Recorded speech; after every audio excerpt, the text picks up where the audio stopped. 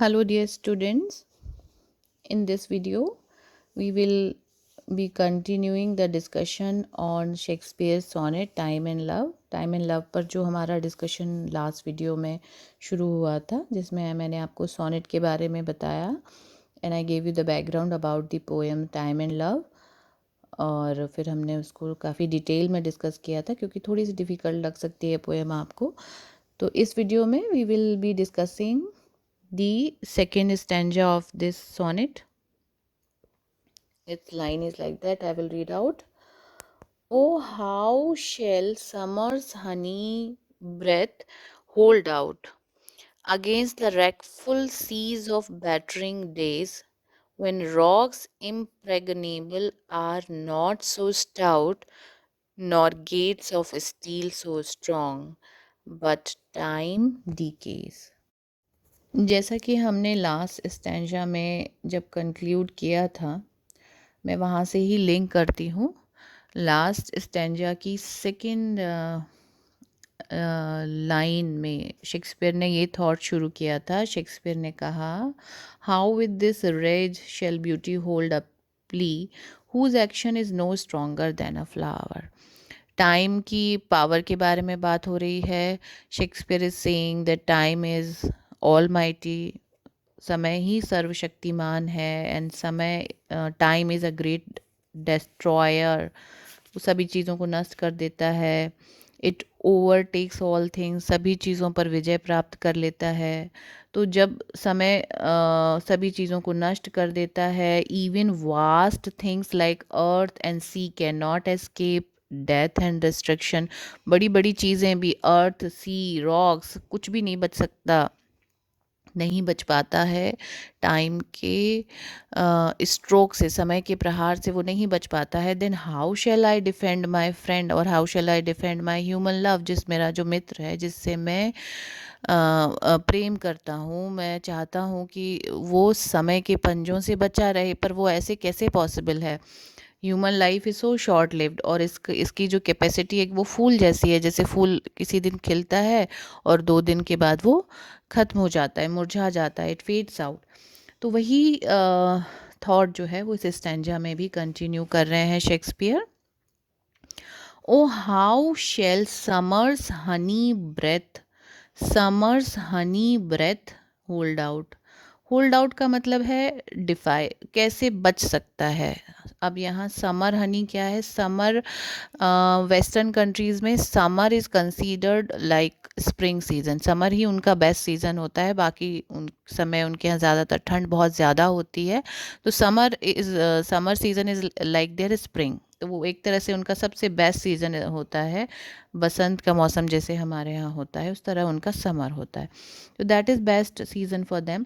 तो समर हनी, अब जो समर यानी जैसे मैंने कहा कि वो उनका एक तरह से स्प्रिंग सीज़न होता है, summer is the best season for them.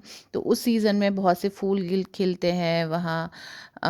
फिर उन फूलों पे honey bees comes and they hovers and they makes honey, तो ये उनका बेस्ट प्रोडक्शन टाइम होता है।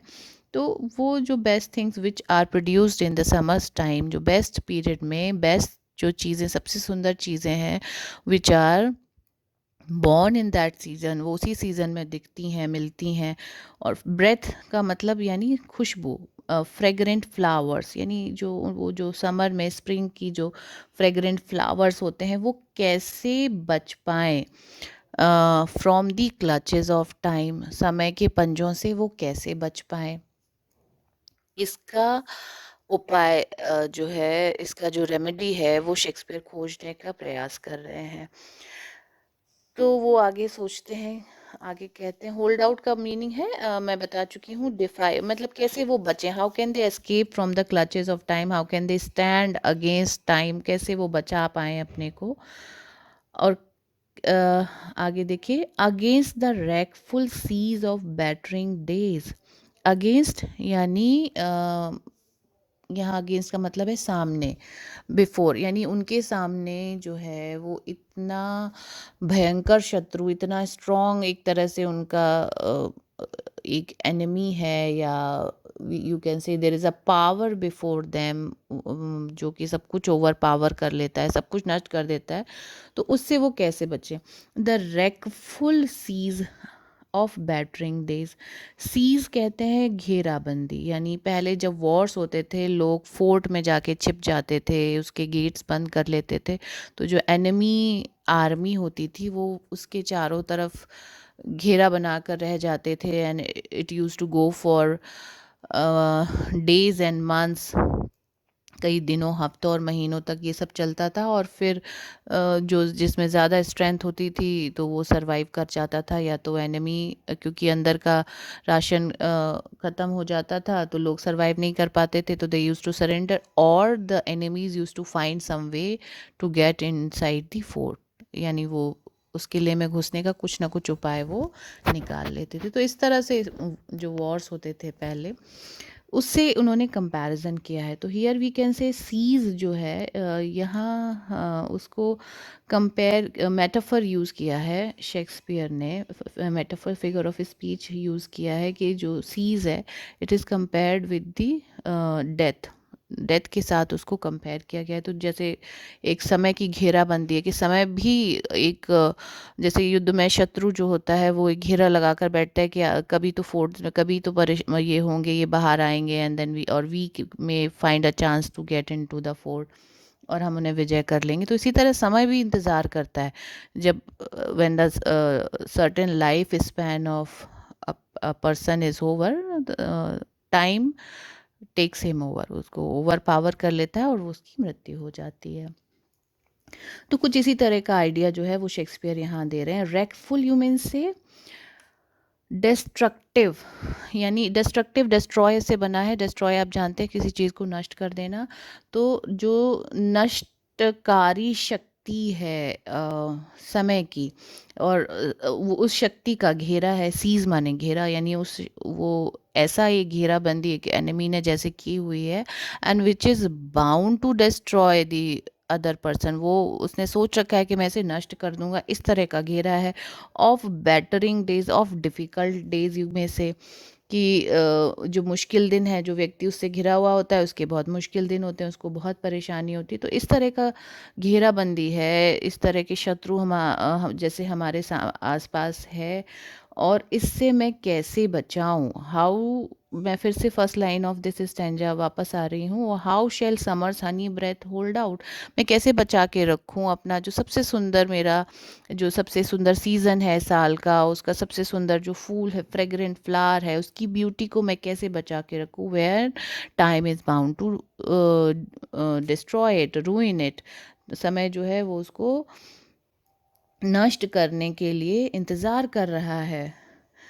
नेक्स्ट लाइन देखिए, third line, when rocks impregnable are not so stout, rocks चट्टाने, पहाड़, when जो रॉक्स हैं, चट्टाने, दे आर इम्प्रेगनेबल, इम्प्रेगनेबल का मीनिंग आप यहाँ समझिए इनविंसिबल या अनकॉन्करेबल, जो कि अविजित हैं, जो पत्थरों से बहुत मजबूत होते हैं, उनको कोई तोड़ नहीं सकता।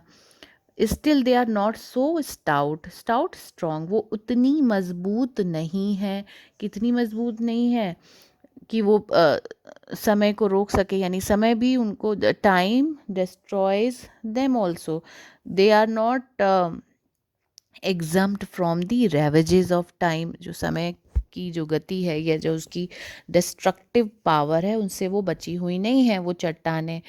और आगे एक और एग्जाम्पल दे रहे हैं, nor gates of steel so strong, steel, steel is a strong metal, one of the strongest metals, तो उसके जो गेट हैं, दरवाजे जो स्टील से बने होते हैं वो बहुत मजबूत माना जाता है, but they are also not so strong, but time decays, in course of time वो भी नष्ट होते हैं, धीरे धीरे वो भी नहीं बच पाते। डीकेज रूइंस, यानी इसको नष्ट कर देना, बर्बाद कर देना।